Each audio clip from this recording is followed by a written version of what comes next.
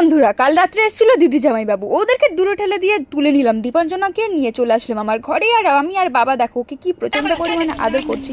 আর এখানে দেখো ওকে সবাই জোর করছে তাই দেওয়ার জন্য। বেচারা ও বুঝতেই পারছে তাই না দিলে আমরা ওকে ছাড়বোই না।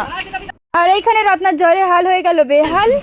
এখানে মায়ের অপেক্ষায় ছিলাম, মা চলে আসলো, নিয়ে নিল আমার কোল থেকে। তারপরে দেখো আমার বাবা খুশিতে পাগল হয়ে গেছে, নাচছে দীপাঞ্জনাকে নিয়ে।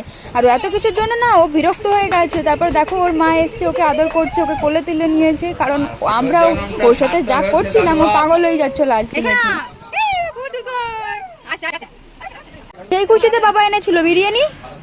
তো বাবা এখানে বিরিয়ানি আনার সাথে সাথেই মা আমাকে বিরিয়ানিটা বেড়ে দিয়েছিল, কারণ আমি সবার আগে খাবো, সবার আগে টেস্ট করবো। আর তার সাথে ছিল ডিম সিদ্ধ, যেটা মা বাড়িতে বানিয়েছিল।